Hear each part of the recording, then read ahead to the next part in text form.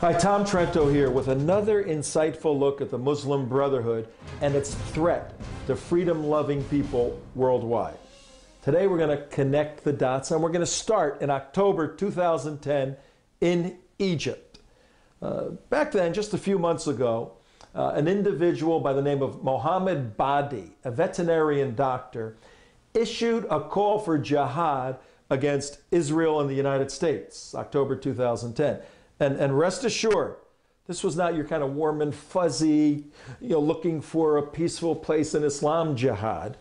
This is your Quranic, violent, obliterate the infidel jihad by Mohammed Badi in October of 2010, veterinarian doctor.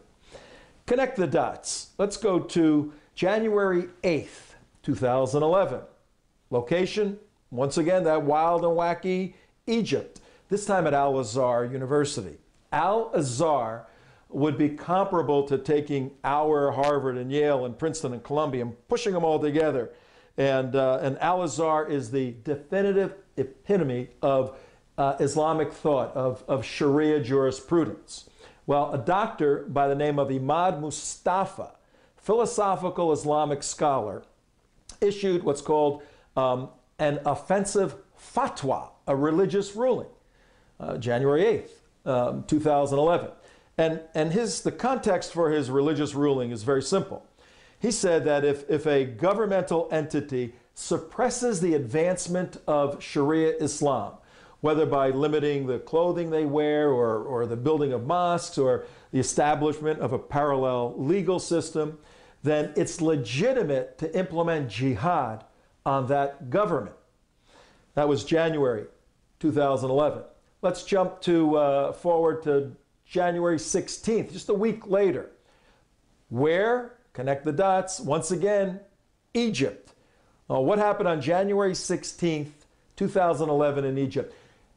If you connect the dots, folks, you're not going to believe this. But on January 16th, 2011 in Egypt, the Muslim Brotherhood leadership got together and selected their supreme guide, the top individual to lead millions of Muslim Brotherhood followers worldwide in a quest to reestablish the caliphate and implement Sharia worldwide. Who did they select on January 16th? How about the veterinarian doctor Mohammed Badi? Mohammed Badi, the guy that called for a violent jihad against the United States and Israel, is now the supreme guide of the Muslim Brotherhood.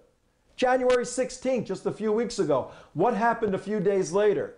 Tunisia erupts. Then Egypt erupts. Jordan, Yemen, on the bank of falling apart, on the brink of falling apart. What's next? Israel is on high alert. The United States is in a quandary. If you do not see the fingerprints of the Muslim Brotherhood behind the upheaval in the Middle East right now, then you're incapable of recognizing that Iran is building a nuclear bomb.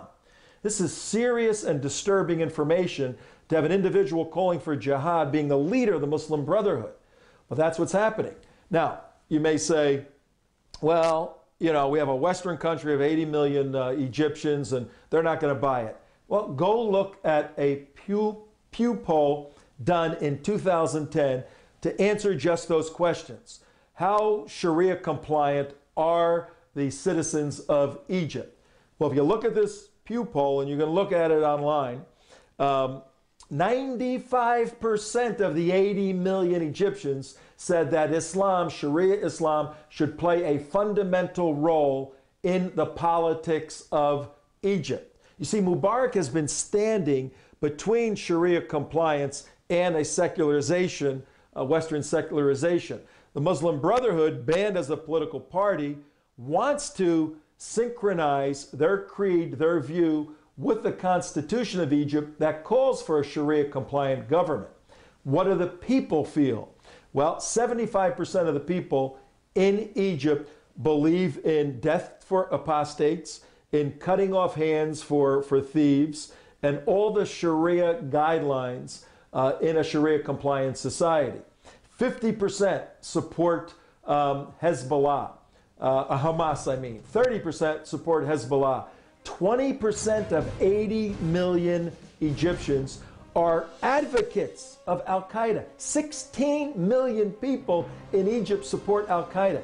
You are mistaken factually if you think Egypt is a Western country. Egypt is teetering on the brink of becoming Islamic. All it needs is to be pushed over a little, and the Muslim Brotherhood, now led by Mohammed Badi, is doing that pushing behind and in front of the scenes. And if indeed the Brotherhood gains control of Egypt, rest assured, Israel will be attacked, all Western countries will be threatened. That military might, that massive military capability in Egypt will be used to establish Sharia compliance worldwide. And I don't know, what lays before everyone, what's out there? You got another word for the apocalypse?